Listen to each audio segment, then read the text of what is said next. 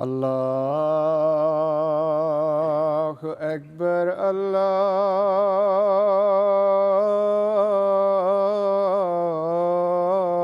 الله أكبر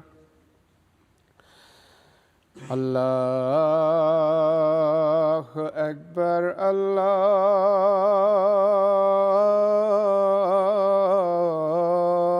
الله أكبر أشهد أن لا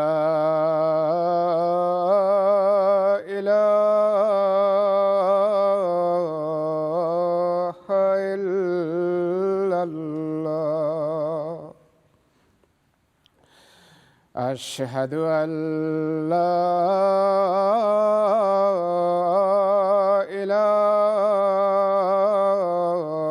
إله إلا الله أشهد أن محمدًا رسول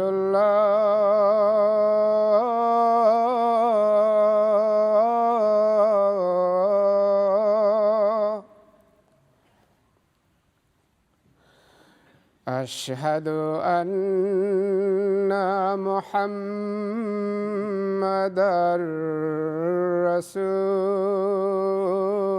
رسول الله حي على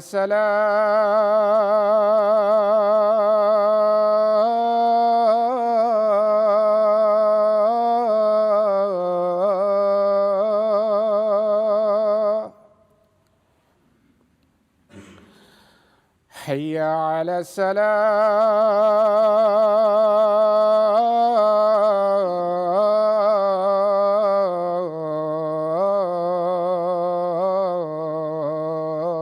السلام حي على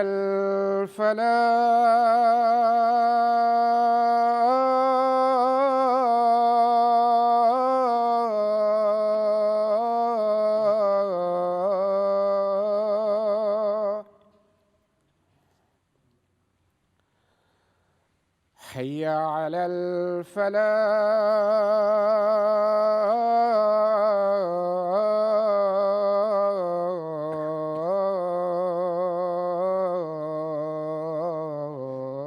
الفلاح الله أكبر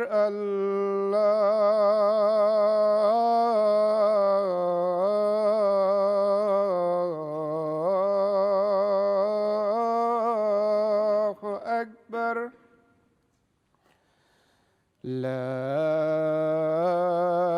إله إلا الله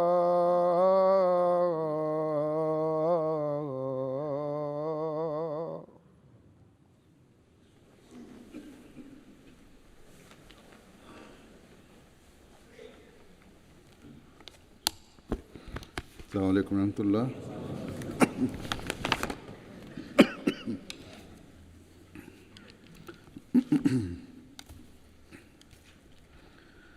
أشهد أن لا إله إلا الله وحده لا شريك له وأشهد أن محمدًا عبده ورسوله أما بعد فأعوذ بالله من الشيطان الرجيم بسم الله الرحمن الرحيم الحمد لله رب العالمين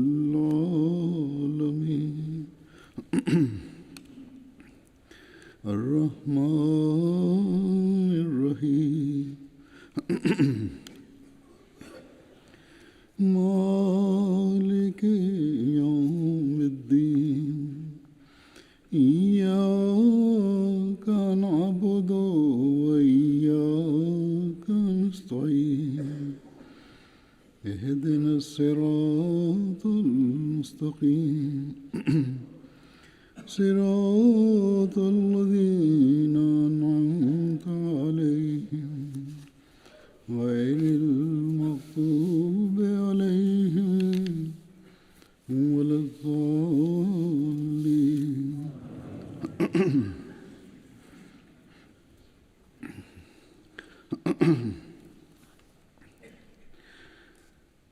حضرت مسیح موعود علیہ الصلوۃ والسلام کے دعویٰ اور جماعت کے قیام سے لے کر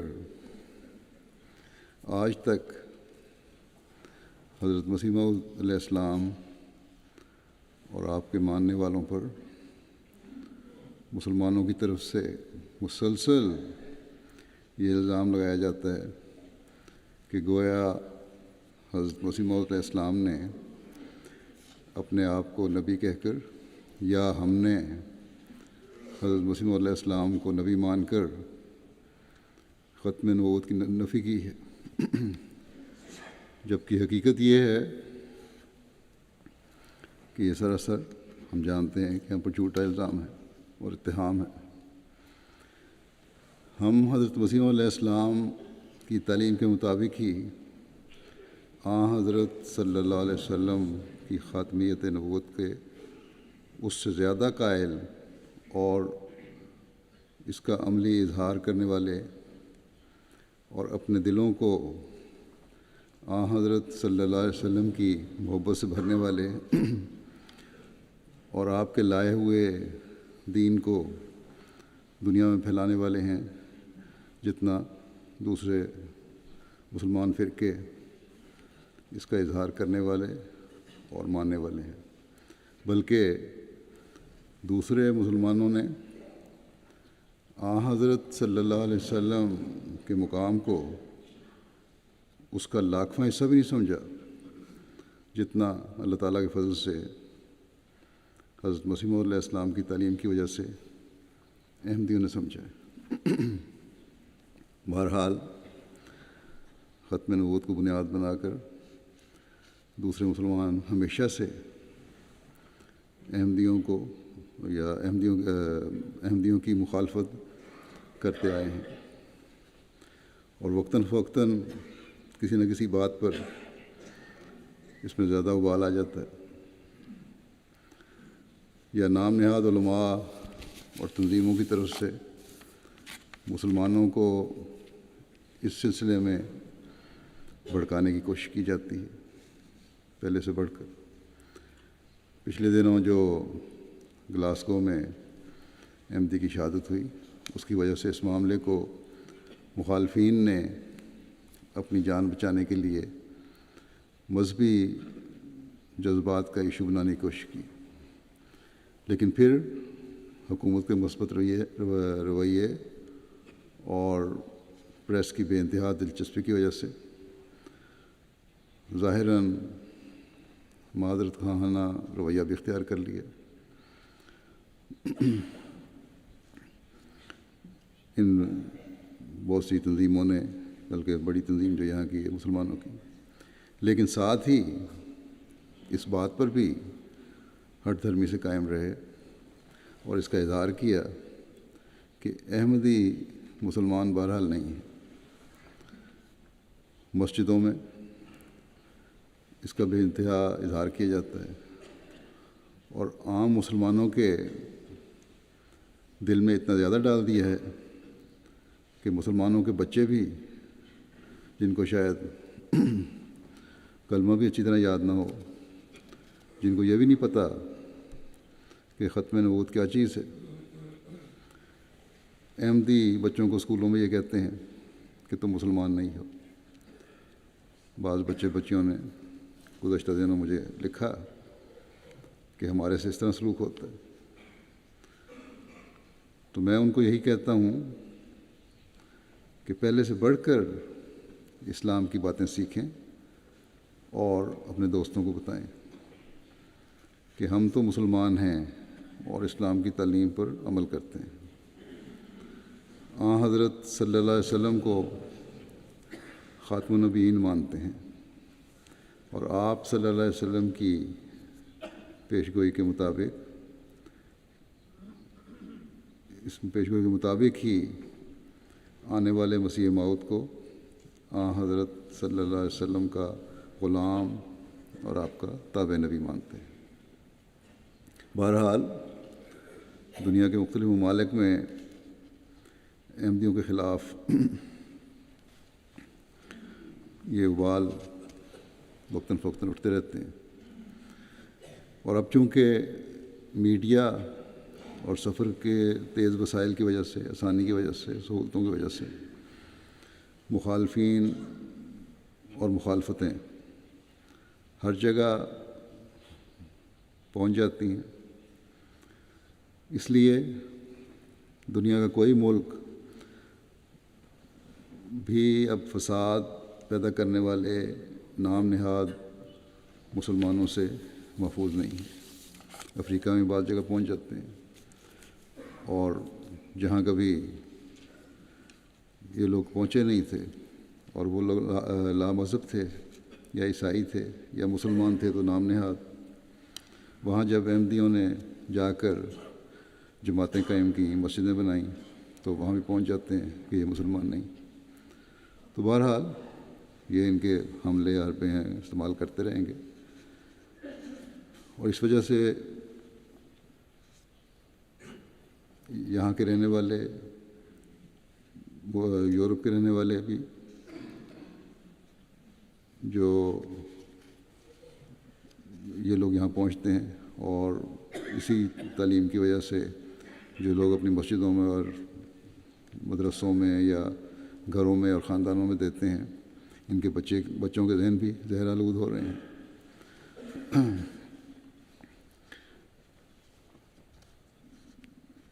لیکن جہاں جہاں یہ پہنچ رہے ہیں، اس کے ساتھ ہمارے بھی ہر احمدی بچے اور نوجوان کا فرض ہے کہ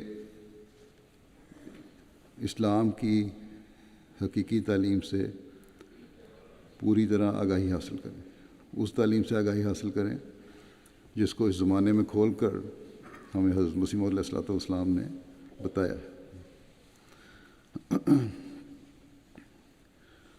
اور جس پر جماعت احمدیہ قائم ہے، کہ حضرت صلی اللہ علیہ وسلم اللہ تعالیٰ کے آخری شرعی نبی ہیں، اور شریعت کے لحاظ سے آپ پر نبوت ختم ہو گئی، یعنی اب کوئی نئی شریعت نہیں آ سکتی۔ اسی طرح قرآن کریم آخری شرعی کتاب ہے، اور اسی طرح حضرت مسیح موعود علیہ السلام حضرت صلی اللہ علیہ وسلم کی غلامی میں آنے والے آپ کے غلام نبی ہیں، آپ کی شریعت کو جاری کرنے والے نبی، جنہوں نے حضرت صلی اللہ علیہ وسلم کی شریعت کو ہی دنیا میں پھیلانا ہے۔ بہرحال مخالفت نے تو ہمیشہ کے لیے جماعت کے ساتھ ہم نے یہی سلوک اللہ تعالیٰ کو دیکھا ہے، جب بھی مخالفتیں بڑھیں، ان مخالفتوں نے جماعت کے لیے کھاد کا کام کیا۔ اس سے ہمیں تو کوئی نہ فکر کبھی تھی اور نہ ہے اور نہ ہونی چاہیے۔ اس موجودہ مخالفت سے بھی میڈیا کے ذریعہ جماعت کا بڑا وسیع تعارف ہوا ہے، جو کہ شاید پہلے ہم اتنے تھوڑے عرصے میں نہ کر سکتے، یہاں بھی اور جو اس ملک میں بھی اس طرح بڑی توجہ پیدا ہوئی ہے۔ اور پھر یہ بھی کہ بعض احمدی نوجوان جو زیادہ مذہب میں دلچسپی نہیں رکھتے تھے، انہیں بھی جماعت کے ساتھ تو اتنا ان کا ساتھ بعضوں کا اٹھنا بیٹھنا نہیں تھا یا آنا نہیں تھا، یا کبھی عید پہ آ گئے یا دور سے واسطہ رکھا، لیکن اس میڈیا کے ذریعے سے انہیں پتہ چل گیا ہے کہ ہم حضرت مسیح علیہ السلام کو نبی مانتے ہیں، لیکن حضرت صلی اللہ علیہ وسلم کی غلامی میں۔ حضرت مسیح علیہ السلام نے حضرت صلی اللہ علیہ وسلم کی غلامی کا کس طرح حق ادا کیا، اور آپ صلی اللہ علیہ وسلم کے خاتم النبیین ہونے کے مقام کو کس طرح قائم کر کے دکھایا اور ہماری کس طرح رہنمائی فرمائی، اس بارے میں حضرت مسیح علیہ السلام کے ہی بعض ارشادات پیش کرتا ہوں۔ آپ علیہ السلام فرماتے ہیں کہ یقیناً یاد رکھو کہ کوئی شخص مسلمان نہیں ہو سکتا اور حضرت صلی اللہ علیہ وسلم کا متبع نہیں بن سکتا جب تک حضرت صلی اللہ علیہ وسلم کو خاتم النبیین یقین نہ کرے، جب تک ان محدثات سے الگ جب تک ان محدثات سے الگ نہیں ہوتا، یعنی یہ نئی باتیں اور مختلف قسم کے ذکر اور مختلف قسم کی بدعات مذہب میں شامل کرنی ہیں ان لوگوں نے، ان سے جب تک علیحدہ نہیں ہوتا۔ یہ حضرت مسیح علیہ السلام نے شامل نہیں کی، بلکہ مختلف علماء اور پیروں نے شامل کی ہیں۔ آپ فرماتے ہیں کہ جب تک ان سے الگ نہیں ہوگے اور اپنے قول اور فعل سے ہر شخص اپنے آپ کو اپنے قول اور فعل سے آپ صلی اللہ علیہ وسلم کو خاتم النبیین نہیں مانتا، کچھ نہیں۔ بس یہ صرف زبانی باتیں نہیں، بلکہ عملی طور پر بھی حضرت صلی اللہ علیہ وسلم کو خاتم النبیین ماننے کی ضرورت ہے، اور اگر وہ نہیں مانتا تو آپ فرماتے ہیں وہ کچھ بھی نہیں۔ آپ فرماتے ہیں کہ سعدی نے کیا اچھا کہا ہے کہ بزہد و ورا کوش و صدق و صفا و لیکن بے فضائے بر مصطفیٰ، کہ یعنی زہد و تقویٰ اور صدق و صفا کے لیے ضرور کوشش کرو، مگر مصطفیٰ صلی اللہ علیہ وسلم کے بتائے ہوئے طریق سے تجاوز نہ کرو۔ آپ فرماتے ہیں کہ ہمارا مدعا جس کے لیے خدا تعالیٰ نے ہمارے دل میں جوش ڈالا ہے یہی ہے کہ صرف رسول اللہ صلی اللہ علیہ وسلم کی نبوت قائم کی جائے جو عبد العباد کے لیے خدا تعالیٰ نے قائم کی ہے، اور تمام جھوٹی نبوتوں کو پاش کر دیا جائے جو ان لوگوں نے اپنی بدعتوں کے ذریعے سے قائم کی ہیں۔ یہ نئی بدعتیں پیدا کر کے حضرت صلی اللہ علیہ وسلم کی تعلیم سے ہی ہٹے ہوئے ہیں، اصل میں تو یہ نبوت کی مہر کو توڑنے والے ہیں۔ فرمایا ان ساری گدیوں کو دیکھ لو اور عملی طور پر مشاہدہ کرو، یعنی پیروں کی گدیاں جو ہیں ان کو دیکھو اور عملی طور پر مشاہدہ کرو کہ کیا رسول اللہ صلی اللہ علیہ وسلم کی ختم نبوت پر ہم ایمان لائے ہیں یا وہ۔ فرمایا کہ ظلم اور شرارت کی بات ہے کہ ختم نبوت سے خدا تعالیٰ کا اتنا ہی منشا قرار دیا جائے کہ منہ سے ہی خاتم النبیین مانو اور کرتوتیں وہی کرو جو تم خود پسند کرتے ہو، اور اپنی ایک الگ شریعت بنا لو۔ بغدادی نماز، معکوس نماز وغیرہ ایجاد کی ہوئی ہیں ان بعض مسلمان طبقوں نے اور فرقوں نے۔ فرمایا کیا قرآن شریف یا نبی کریم صلی اللہ علیہ وسلم کے عمل میں بھی اس کا کہیں پتہ لگتا ہے؟ اور ایسا ہی یا شیخ عبد القادر جیلانی شیئا للہ کہنا، اس کا ثبوت بھی کہیں قرآن شریف سے ملتا ہے؟ حضرت صلی اللہ علیہ وسلم کے وقت تو شیخ عبد القادر جیلانی رضی اللہ عنہ کا وجود بھی نہ تھا، پھر یہ کس نے بتایا تھا؟ شرم کرو، کیا شریعت اسلام کی پابندی اور التزام اسی کا نام ہے؟ اب خود ہی فیصلہ کرو کہ کیا ان باتوں کو مان کر اور ایسے عمل رکھ کر تم اس قابل ہو کہ مجھے الزام دو کہ میں نے خاتم النبیین کی مہر کو توڑا ہے۔ اصل اور سچی بات یہی ہے کہ اگر تم اپنی مساجد میں بدعات کو دخل نہ دیتے اور خاتم النبیین صلی اللہ علیہ وسلم کی سچی نبوت پر ایمان لا کر آپ کے طرز عمل اور نقش قدم کو اپنا امام بنا کر چلتے تو پھر میرے آنے ہی کی کیا ضرورت ہوتی؟ تمہاری انہی بدعتوں اور نئی نبوتوں نے ہی اللہ تعالیٰ کی غیرت کو تحریک دی کہ رسول اللہ صلی اللہ علیہ وسلم کی چادر میں ایک شخص کو مبعوث کرے جو ان جھوٹی نبوتوں کے بت کو توڑ کر نیست و نابود کرے۔ بس اسی کام کے لیے خدا نے مجھے مامور کر کے بھیجا۔ آپ فرماتے ہیں کہ گدی نشینوں کو سجدہ کرنا یا ان کے مکانات کا طواف کرنا یہ تو بالکل معمولی اور عام باتیں ہیں۔ غرض اللہ تعالیٰ نے اس جماعت کو اس لیے قائم کیا ہے کہ حضرت صلی اللہ علیہ وسلم کی نبوت اور عزت کو دوبارہ قائم کریں۔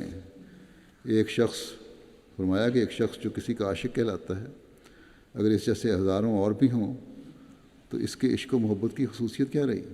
یعنی ایک شخص سے عشق ہے، اگر اس سے اور ہزاروں پیدا ہو جائیں جس سے تم عشق کرنے لگ جاتے ہو، تو پھر جس سے عشق ہے اس کی ان خصوصیت یا انفرادیت کیا رہی؟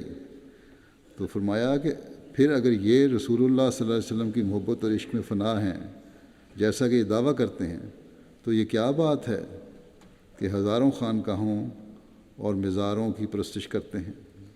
مدینہ طیبہ تو جاتے ہیں، فرمایا کہ مدینہ طیبہ تو جاتے ہیں مگر اجمیر اور دوسری خانقاہوں پر ننگے سر اور ننگے پاؤں جاتے ہیں۔ پاک پتن کی کھڑکی میں سے گزر جانا ہی نجات کے لیے کافی سمجھتے ہیں۔ یہ پاکستان اور ہندوستان میں یہ جگہیں ہیں جہاں یہ بزرگ پیدا ہوئے، ان کی قبروں پہ پوجنے والے لوگ ہیں یا وہاں جاتے ہیں۔ فرمایا کہ پاک پتن کی کھڑکی میں سے گزر جانا ہی نجات کے لیے کافی سمجھتے ہیں، کسی عمل کی ضرورت نہیں ہے، صرف اس دروازے میں سے گزر جاؤ، کھڑکی میں سے گزر جاؤ تو ہماری نجات ہو گئی۔ فرمایا کسی نے کوئی جھنڈا کھڑا کر رکھا ہے، کسی نے کوئی اور صورت اختیار کر رکھی ہے۔ ان لوگوں کے عرسوں اور میلوں کو دیکھ کر ایک سچے مسلمان کا دل کانپ جاتا ہے کہ یہ انہوں نے کیا بنا رکھا ہے۔ اگر خدا تعالیٰ کو اسلام کی غیرت نہ ہوتی اور ان الدین عند اللہ الاسلام خدا کا کلام نہ ہوتا اور اس نے نہ فرمایا ہوتا کہ انا نحن نزلنا الذکر و انا لہ لحافظون، تو بے شک آج وہ حالت اسلام کی ہو گئی تھی کہ اس کے مٹنے میں کوئی بھی شبہ نہیں ہو سکتا تھا، مگر اللہ تعالیٰ کی غیرت نے جوش مارا اور اس کی رحمت اور وعدہ حفاظت نے تقاضا کیا کہ رسول اللہ صلی اللہ علیہ وسلم کے بروز کو پھر نازل کرے اور اس زمانے میں آپ کی نبوت کو نئے سرے سے زندہ کر کے دکھاوے۔ چنانچہ اس نے اس سلسلے کو قائم کیا اور مجھے مامور اور مہدی بنا کر بھیجا۔ پھر بعثت مسیح موعود کا اصل منشا اور مدعا بیان فرماتے ہوئے ایک موقع پر آپ نے فرمایا کہ ہمارا اصل منشا اور مدعا حضرت صلی اللہ علیہ وسلم کا جلال ظاہر کرنا ہے اور آپ کی عظمت کو قائم کرنا۔ ہمارا ذکر تو ضمنی ہے، اس لیے کہ حضرت صلی اللہ علیہ وسلم میں جذب اور افاضے کی قوت ہے اور اسی افاضے میں ہمارا ذکر ہے۔ یعنی حضرت صلی اللہ علیہ وسلم میں یہ طاقت ہے کہ آپ فیض پہنچانے والے اور فائدہ پہنچانے والے ہیں، اور اسی فیض اور فائدے میں ہم نے فرمایا کہ میرا ذکر بھی آ گیا۔ یہ حضرت صلی اللہ علیہ وسلم کا فیض ہی ہے جس نے حضرت مسیح موعود علیہ السلام کو یہ مقام دیا۔ بس حضرت صلی اللہ علیہ وسلم کے فیض کے دائرے نے حضرت مسیح موعود علیہ السلام کو اپنے اندر سمیٹ لیا، اور اب حضرت صلی اللہ علیہ وسلم کے ذکر کے ساتھ آپ کے عاشق صادق کا ذکر بھی شامل ہو گیا۔ پھر اس بات کو بیان فرماتے ہوئے کہ آپ کی بعثت کا مقصد یہ ہے کہ مسلمانوں میں 1000 سال کے اندھیرے زمانے کی وجہ سے جو نئی باتیں اور بدعات پیدا ہو گئی تھیں ان کی اصلاح ہو۔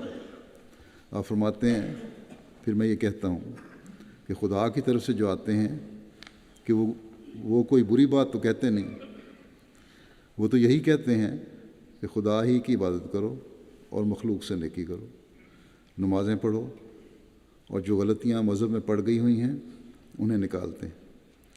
چنانچہ اس وقت جو میں آیا ہوں تو میں ان غلطیوں کی اصلاح کے لیے بھیجا گیا جو فیض آوج کے زمانے میں پیدا ہو گئی تھی۔ یہ اندھیرا زمانہ جب تھا ایک مسلمانوں میں آیا دور، اس میں پیدا ہو گئی تھی۔ سب سے بڑی غلطی یہ ہے کہ خدا تعالیٰ کی عظمت اور جلال کو خاک میں ملا دیا گیا ہے۔ اور رسول اللہ صلی اللہ علیہ وسلم کی سچی اور اہم اور اعلیٰ توحید کو مشکوک کیا گیا ہے۔ ایک طرف تو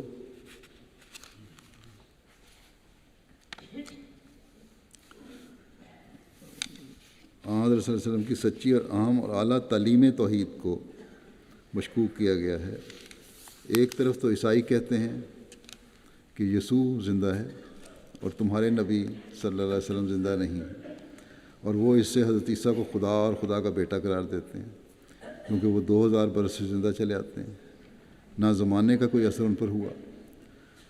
دوسری طرف مسلمانوں نے یہ تسلیم کر لیا کہ بے شک مسیح زندہ آسمان پر چلا گیا ہے اور 2000 برس سے اب تک اس طرح موجود ہے، کوئی تغیر و تبدل اس کی حالت اور صورت میں نہیں ہوا، اور رسول اللہ صلی اللہ علیہ وسلم مر گئے۔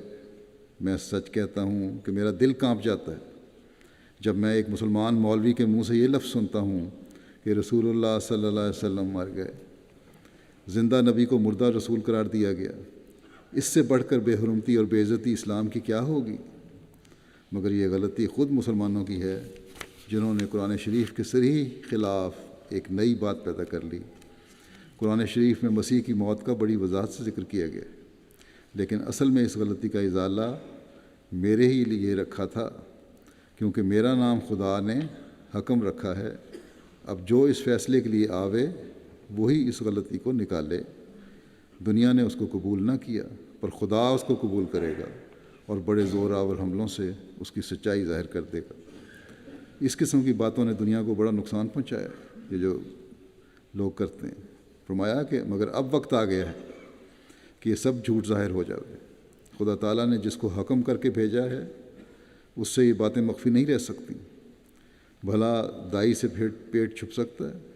قرآن نے صاف فیصلہ کر دیا ہے کہ آخری خلیفہ مسیح موعود ہوگا اور وہ آ گیا ہے۔ اب بھی اگر کوئی اس پر لکیر کا فقیر رہے گا جو فیض عاوج کے زمانے کی ہے تو وہ نہ صرف خود نقصان اٹھائے گا بلکہ اسلام کو نقصان پہنچانے والا قرار دیا جائے گا۔ اور حقیقت میں اس غلط اور ناپاک عقیدے نے لاکھوں آدمیوں کو مرتد کر دیا ہے۔ اس رسول نے اسلام کی سخت ہتک کی اور رسول اللہ صلی اللہ علیہ وسلم کی توہین۔ جب یہ مان لیا کہ مردوں کو زندہ کرنے والا، آسمان پر جانے والا، آخری انصاف کرنے والا یسوع مسیح ہی ہے، تو پھر ہمارے نبی کریم صلی اللہ علیہ وسلم تو معاذ اللہ کچھ بھی نہ ہوئے، حالانکہ ان کو رحمت للعالمین کہا گیا اور وہ کافت الناس کے لیے رسول ہو کر آئے۔ خاتم النبیین وہی ہوئے، ان لوگوں کا جنہوں نے مسلمان کہلا کر ایسے بیہودہ عقیدے رکھتے ہیں۔ یہ بھی مذہب ہے کہ اس وقت جو پرندے موجود ہیں ان میں کچھ مسیح کے ہیں اور کچھ خدا تعالیٰ کے، نعوذ باللہ من ذالک۔ میں نے ایک بار ایک معاہد سے سوال کیا کہ اگر اس وقت 2 جانور پیش کیے جاویں اور پوچھا جاوے کہ خدا کا کون سا ہے اور مسیح کا کون سا ہے، تو اس نے جواب دیا کہ مل جل ہی گئے ہیں۔ اب میں حضرت مسیح علیہ السلام کے بعض ارشادات اور واقعات پیش کرتا ہوں جن میں آپ کی سیرت کے بعض پہلو اجاگر ہوتے ہیں، اور پھر پتہ چلتا ہے کہ آپ اپنے آقا و مطاع حضرت محمد رسول اللہ صلی اللہ علیہ وسلم کے مقام و مرتبہ کو صرف علمی اور عقلی رنگ میں ثابت کرنے والے نہیں تھے، بلکہ اسلام کی تعلیم کا عملی اظہار بھی آپ کی تعلیم اور عمل سے ہوتا ہے۔ ایک دفعہ ایک شخص عبدالحق نامی نوجوان تھا، کالج کا اسٹوڈنٹ، جو پہلے مسلمان تھے پھر عیسائی ہو گئے۔ جیسے انہوں نے ذکر کیا کہ بہت سے لوگ اسلام چھوڑ گئے، عیسائی ہو گئے انہی باتوں سے، یہ بھی ان میں سے تھا، عیسائی ہو گیا۔ حق کی تلاش میں یا ویسے ہی علمی تحقیق کے لیے قادیان آیا اور حضرت اقدس مسیح علیہ السلام کے پاس کچھ دیر ٹھہرے۔ مختلف ملاقاتوں میں آپ علیہ السلام ان کو مسائل بیان فرماتے تھے۔ ایک دن انہوں نے کہا کہ ایک عیسائی کے سامنے جب آپ کا نام لیا تو اس نے آپ کو گالی دی. اس نوجوان نے کہا، کہنے لگا مجھے یہ بڑا ناگوار گزرا. اس بات کو سن کر حضرت مسیح علیہ السلام نے جواب دیا، وہ آپ کے اعلیٰ اخلاق کا اظہار کرتا ہے. کس طرح آپ نے فرمایا کہ گالیاں دیتے ہیں، اس کی تو مجھے پرواہ نہیں ہے. بہت سے خطوط گالیوں کے آتے ہیں جن کا مجھے محصول بھی دینا پڑتا ہے، اور کھولتا ہوں تو گالیاں ہوتی ہیں. اشتہاروں میں گالیاں دی جاتی ہیں. آج کل بھی یہی حال ہے، پاکستان میں بڑے بڑے اشتہار لگتے ہیں، اور اب تو کھلے لفافوں اور گالیاں لکھ کر بھیجتے ہیں. مگر ان باتوں سے کیا ہوتا ہے؟ اور خدا کا نور کہیں بجھ سکتا ہے؟ ہمیشہ نبیوں اور راست بازوں کے ساتھ ناشکروں نے یہی سلوک کیا ہے. ہم جس کے نقش قدم پر آئے ہیں، مسیح ناصری، اس کے ساتھ کیا ہوا؟ کیونکہ عیسائی ہو گئے تھے، اس لیے مسیح کی مثال پیش کی کہ ان کے ساتھ بھی تو یہ ہوا تھا، گالیاں دی جاتی ہیں، ظلم ہوا، صلیب پر بھی چڑھایا گیا. پھر فرمایا کہ اور ہمارے نبی کریم صلی اللہ علیہ وسلم کے ساتھ کیا ہوا؟ اب تک ناپاک تباہ لوگ گالیاں دیتے ہیں. میں تو بنی نوع انسان کا حقیقی خیر خواہ ہوں. جو مجھے دشمن سمجھتا ہے وہ خود اپنی جان کا دشمن ہے. جیسا کہ میں نے کہا کہ یہ عبداللہ نامی شخص کئی دن وہاں رہا اور آپ کے ساتھ گفتگو چلتی رہی، اور آپ ان کے مختلف سوالوں کے جواب بھی دیتے رہے. ایک دن حضرت مسیح علیہ السلام نے انہیں فرمایا کہ میں آپ کو بار بار یہی کہتا ہوں کہ جب تک آپ کی سمجھ میں کوئی بات نہ آوے اسے آپ بار بار پوچھیں، ورنہ یہ اچھا طریق نہیں ہے کہ ایک بات کو آپ سمجھیں نہیں اور کہہ دیں کہ ہاں سمجھ لیا. اس کا نتیجہ برا ہوتا ہے. تو یہ آپ کا حوصلہ تھا، بار بار آپ کہتے تھے پوچھو. آپ علیہ السلام کی ایک تڑپ تھی کہ لوگوں پر حق کھلے اور وہ اسے قبول کریں. یہ نوجوان جو تھے وہ سراج الدین عیسائی کو بھی جانتے تھے، جس نے حضرت مسیح علیہ السلام سے سوال کیے تھے اور پھر آپ نے اس کے جواب بھی دیے جو شائع بھی ہو گئے. تو اس کا ذکر کرتے ہوئے حضرت اقدس مسیح موعود نے فرمایا کہ سراج الدین جو یہاں آیا تھا اس نے ایسا ہی کیا اور کچھ فائدہ نہ اٹھایا. یعنی سوال کرتا تھا اور چپ رہتا تھا، آگے مزید سوال نہیں کرتا تھا، اور یہاں آ کے بھی اس نے کوئی فائدہ نہیں اٹھایا. ہاں ہاں کرتا رہا ہر بات پہ، اور نیک نیتی سے دل میں جو شکوک تھے یا شبہات تھے اگر پیدا ہوئے تو ان کو دور کرنے کی کوشش نہیں کی. حضرت مسیح علیہ السلام سے مزید سوال نہیں پوچھے، جو لکھ کے لایا تھا بس وہی پوچھتا رہا، یا آپ جو بیان فرماتے رہے ان پہ ہاں ہاں کرتا رہا. حضرت مسیح علیہ السلام نے فرمایا کہ اس نے اس نوجوان کو کہ اس نے یعنی سراج الدین نے آپ کو کچھ کہا تھا، اس کو جانتے ہیں آپ؟ تو عبدالحق نامی شخص نے جواب دیا کہ ہاں وہ مجھے منع کرتے تھے کہ وہاں مت جاؤ، کچھ ضرورت نہیں ہے. جب ہم نے ایک سچائی کو پا لیا، یہ بھی مسلمانوں سے عیسائی ہو گیا تھا کہ جب سچائی کو ہم نے پا لیا یعنی عیسائیت کو، پھر کیا ضرورت ہے کہ اور تلاش کرتے پھریں. اور یہ بھی انہوں نے کہا تھا کہ جب میں آیا تھا تو وہ مجھے 3 میل تک چھوڑنے آئے تھے اور پسینہ آیا ہوا تھا. اس عیسائی کو واپسی پر الوداع کہنے کے لیے 3 میل تک حضرت مسیح علیہ السلام گئے تھے. اور یہ بھی مہمان نوازی کہ وہ اعلیٰ ظرف ہے جس کا اظہار آپ نے کیا. ایڈیٹر بدر نے جو اس پہ نوٹ لکھا ہوا ہے وہ یہ ہے کہ سلیم الفطرت لوگ حضرت مسیح موعود علیہ السلام کی شفقت اور ہمدردی پر غور کریں اور اس جوش کا اندازہ کریں جو اس کی فطرت میں کسی روح کو بچا لینے کے لیے ہے. کیا 3 میل تک جانا محض ہمدردی کے لیے نہ تھا؟ حضرت مسیح علیہ السلام جو گئے 3 میل تک اس کے ساتھ عیسائی کے ہمدردی کے لیے تھا تاکہ اس کو بچائیں. لکھتے ہیں کہ ورنہ میاں سراج الدین سے کیا غرض تھی؟ اگر فطرت سلیم ہو تو آپ کے اس جوش ہمدردی ہی سے حق کا پتہ پا لے۔ ہمارے لیے ایسا سچا جوش رکھنے والے، تجھ پر خدا کا سلامت برتو ہے مرد سلامت۔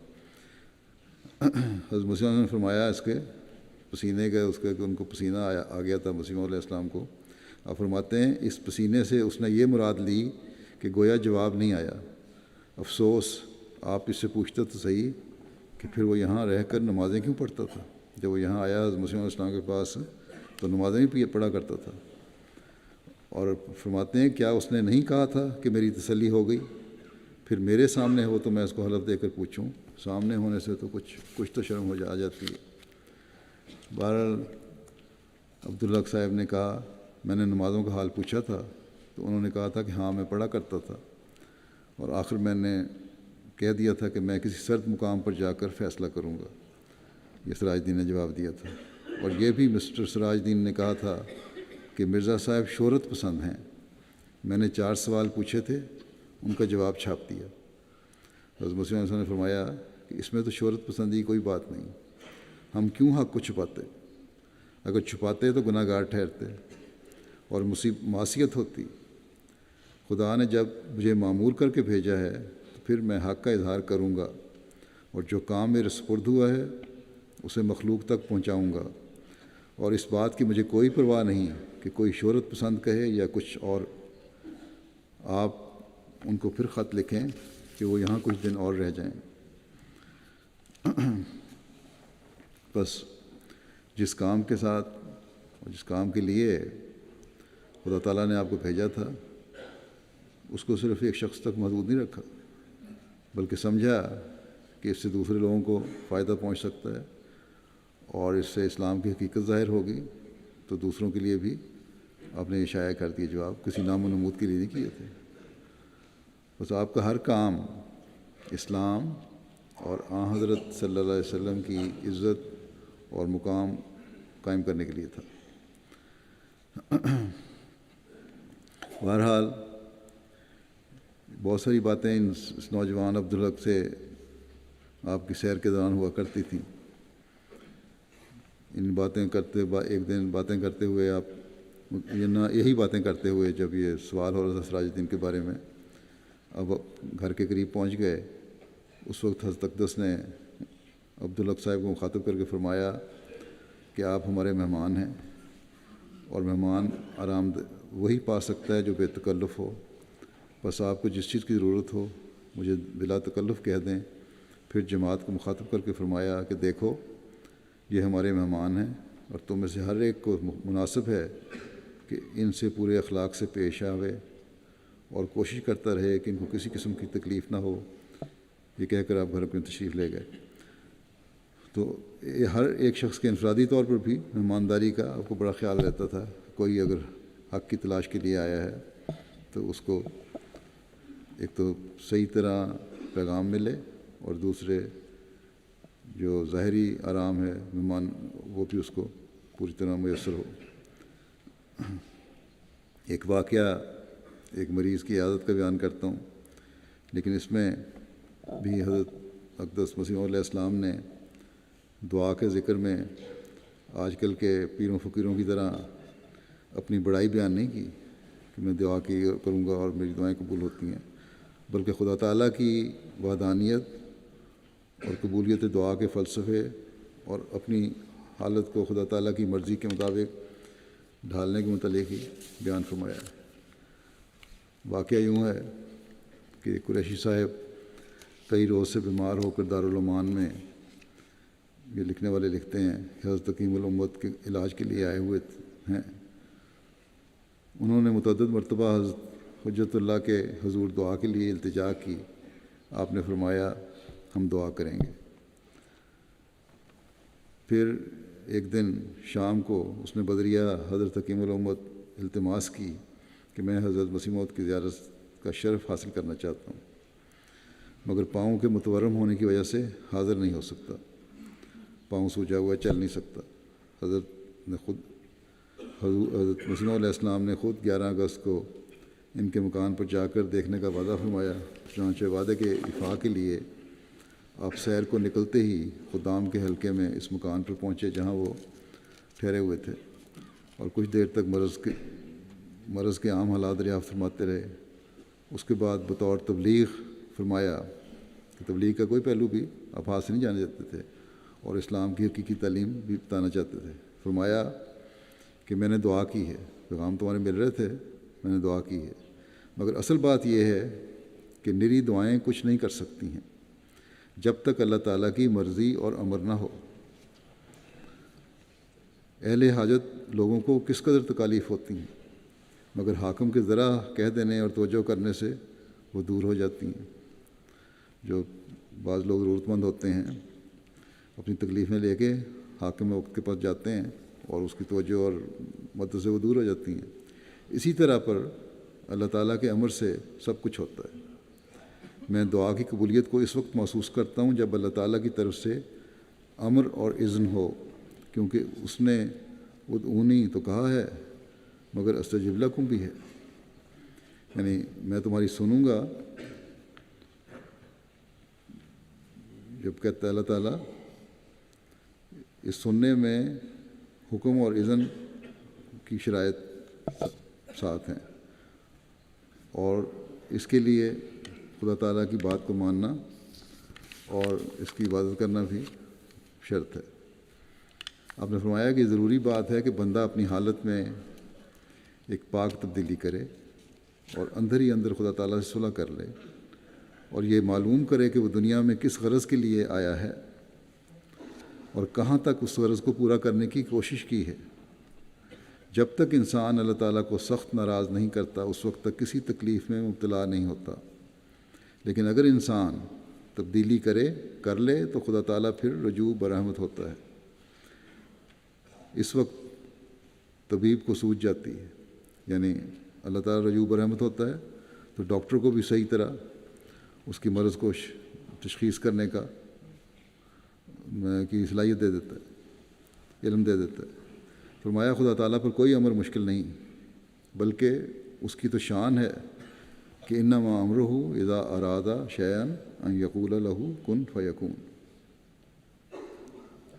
کہ اس کا یہ حکم ہی کافی ہے کہ جب وہ کسی چیز کا ارادہ کرتا ہے تو وہ اسے کہہ دیتا ہے کہ ہو جا، تو ہونے لگتی ہے۔ فرمایا کہ ایک بار میں نے اخبار میں پڑھا تھا کہ ایک ڈپٹی انسپکٹر پینسل سے ناخن کا میل نکال رہا تھا جس سے اس کا ہاتھ ورم کر گیا۔ آخر ڈاکٹر نے ہاتھ کاٹنے کا مشورہ دیا۔ اس نے معمولی بات سمجھی، نتیجہ یہ ہوا کہ وہ ہلاک ہو گیا، فوت ہو گیا۔ اسی طرح ایک دفعہ میں نے فرمایا کہ میں نے پینسل کو ناخن سے بنایا۔ دوسرے دن جب میں سیر کو گیا تو مجھے اسی ڈپٹی انسپکٹر کا خیال آیا اور ساتھ ہی میرا ہاتھ ورم کر گیا۔ میں نے اسی وقت دعا کی اور الہام ہوا، اور پھر دیکھا تو ہاتھ بالکل درست تھا اور کوئی ورم یا تکلیف نہ تھی۔ غرض یہ بات ہے کہ خدا تعالیٰ جب اپنا فضل کرتا ہے تو کوئی تکلیف باقی نہیں رہتی، مگر اس کے لیے ضروری شرط ہے کہ انسان اپنے اندر تبدیلی کرے۔ پھر جس کو وہ دیکھتا ہے کہ یہ نافع وجود ہے تو اس کی زندگی میں ترقی دے دیتا ہے، یعنی اللہ تعالیٰ جس کو دیکھتا ہے کہ اس سے وجود نافع ہے، اس سے نفع پہنچنے والا ہے، فائدہ پہنچتا ہے دنیا کو، تو اس کی زندگی میں ترقی دے دیتا ہے۔ بعض استثناء بھی ہوتے ہیں، لیکن عموم یہ ہے اللہ تعالیٰ کا سلوک۔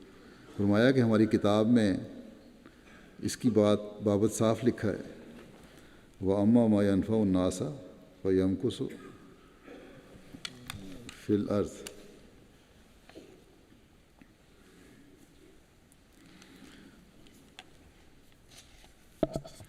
کہ اور جو چیز لوگوں کو نفع دینے والی ہوتی ہے وہ زمین میں ٹھہری رہتی ہے۔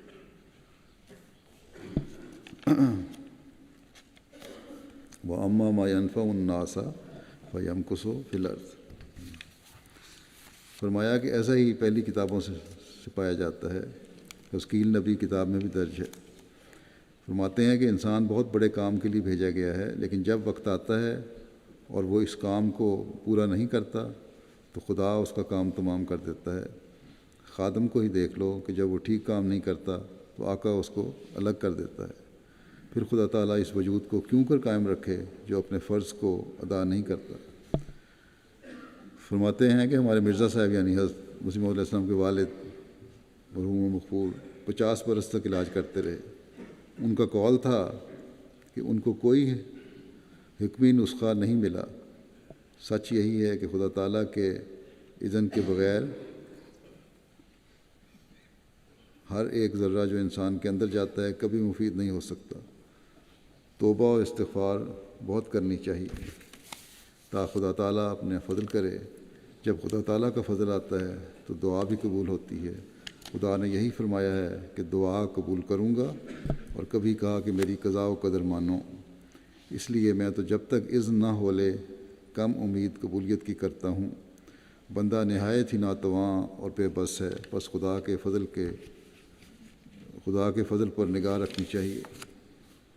پھر آپ نے ہمیں حقوق اللہ اور حقوق العباد کی طرف حقیقی اسلامی تعلیم کے مطابق رہنمائی فرمائی، اور اپنا نمونہ اس طرح قائم فرمایا جس طرح آپ نے اپنے آقا و مطاع حضرت محمد رسول اللہ صلی اللہ علیہ وسلم سے سیکھا، اور آپ کو دیکھا اور آپ سے سیکھا۔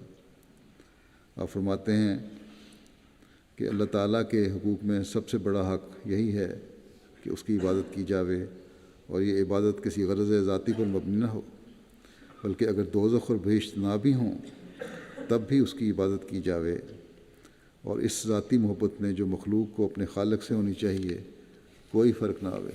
یہی اعتراض آج کل بہت بڑے لوگ کرتے ہیں، دین کے مخالفین، کہ لالچ کی خاطر تم لوگ عبادت کرتے ہو۔ تو آپ نے فرمایا کہ اللہ تعالیٰ سے پیار اور محبت کی وجہ سے عبادت کرنی چاہیے اس کی۔ فرماتے ہیں کہ اس لیے ان حقوق میں دوزخ اور بہشت کا سوال نہیں ہونا چاہیے۔ اللہ تعالیٰ کا حق ادا کرنا ہے، اس میں یہ سوال نہ ہو کہ جنت ملے گی دوزخ ملے گی، بلکہ جو اللہ تعالیٰ کسی محبت ہے اس کا حق یہ ہے کہ اس کی عبادت کی جائے۔ اللہ تعالیٰ کے جو فضل ہیں ان کا حق یہ ہے کہ اس کی عبادت کی جائے۔ فرماتے ہیں کہ بنی نوع انسان کے ساتھ ہمدردی میں میرا مذہب یہ ہے۔ دوسرا ہمدردی بنی نوع انسان کی ہے۔ فرمایا کہ میرا مذہب یہ ہے کہ جب تک دشمن کے لیے دعا نہ کی جاوے پورے طور پر سینہ صاف نہیں ہوتا۔ ادعونی استجب لکم میں اللہ تعالیٰ نے قید نہیں لگائی کہ دشمن کے لیے دعا کرو تو قبول نہیں کروں گا، بلکہ میرا تو یہ مذہب ہے کہ دشمن کے لیے دعا کرنا یہ بھی سنت نبوی صلی اللہ علیہ وسلم ہے۔ حضرت عمر رضی اللہ عنہ اسی سے مسلمان ہوئے تھے۔ حضرت صلی اللہ علیہ وسلم کے لیے حضرت صلی اللہ علیہ وسلم آپ کے لیے اکثر دعا کیا کرتے تھے۔ اس لیے بخل کے ساتھ ذاتی دشمنی نہیں کرنی چاہیے، اور حقیقتاً موذی نہیں ہونا چاہیے۔ شکر کی بات ہے کہ ہمیں اپنا کوئی دشمن نظر نہیں آتا جس کے واسطے 2-3 مرتبہ دعا نہ کی ہو، ایک بھی ایسا نہیں، اور یہی میں تمہیں کہتا ہوں اور سکھاتا ہوں۔ خدا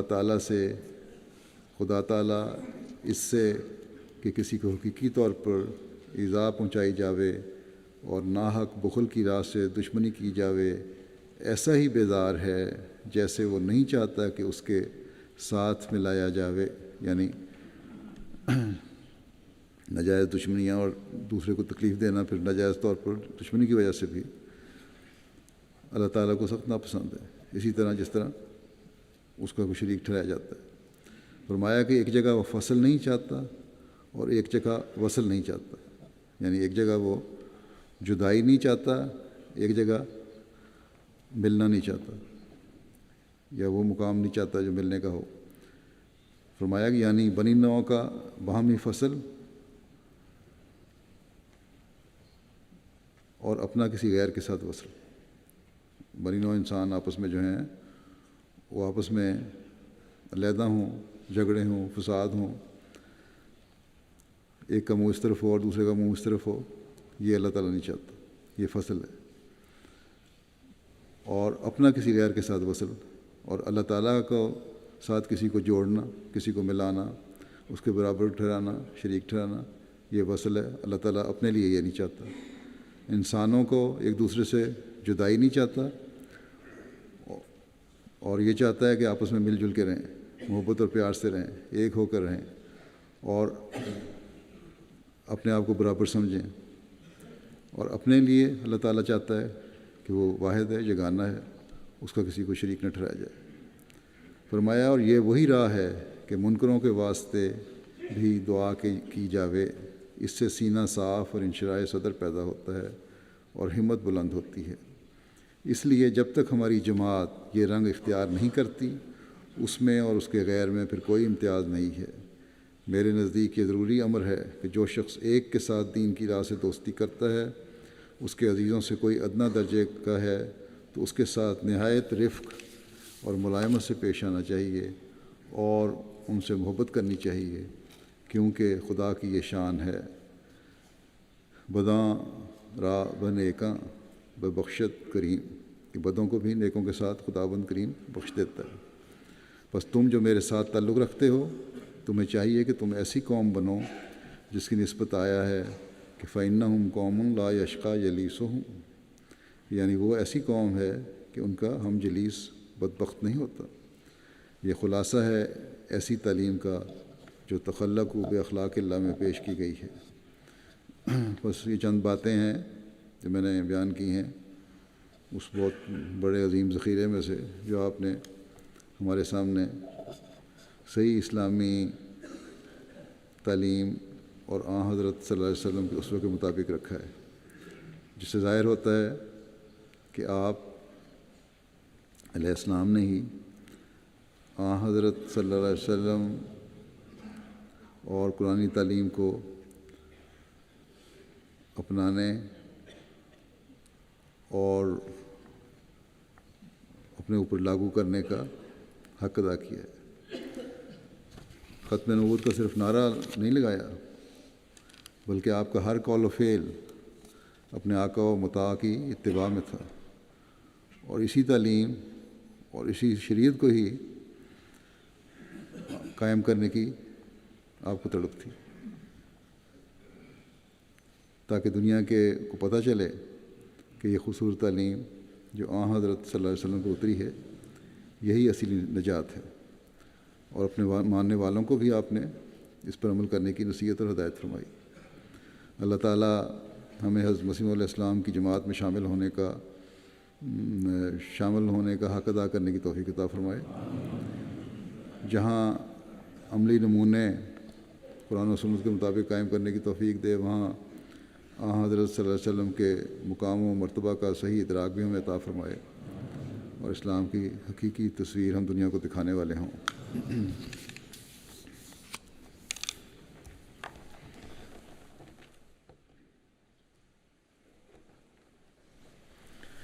الحمد للہ نحمده ونستعینه ونستغفره ونؤمن به ونتوکل علیہ ونعوذ باللہ من شرور انفسنا ومن سیئات اعمالنا، من يهده الله فلا مضل له ومن يضلل فلا هادي له، ونشهد أن لا إله إلا الله ونشهد أن محمدا عبده ورسوله۔ عباد الله رحمكم الله، إن الله يأمر بالعدل والإحسان وإيتاء ذي القربى وينهى عن الفحشاء والمنكر والبغي يعظكم لعلكم تذكرون۔ اذكروا الله يذكركم وادعوه يستجب لكم ولذكر الله أكبر۔